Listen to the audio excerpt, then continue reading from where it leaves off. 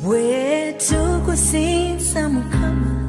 on Mount Zion, the Lord Almighty will prepare a banquet for all the nations of the world. He will suddenly remove the cloud of sorrow that has been hanging over all the nations. Era ku lusozi luno, Mukama ow'eggye alifumbira amawanga gonna embaga ey'ebyassava.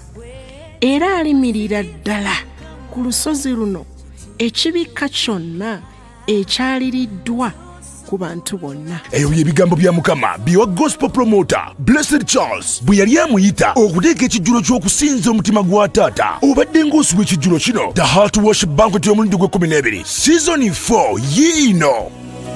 Olina ennyonta y'okusinza Mukama, teekateeka omutima gwo ojja otwegatteko awo ku Streams of Life Church e Mengo ew'omusumba Gerard Mwebe.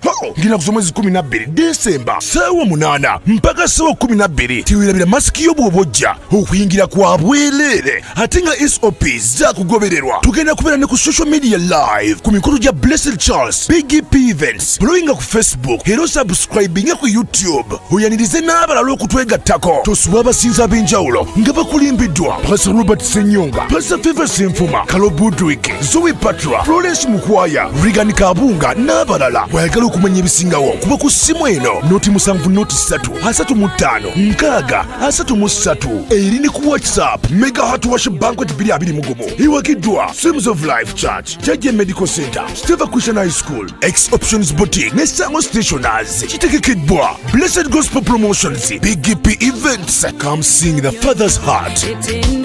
Live mukamwa kange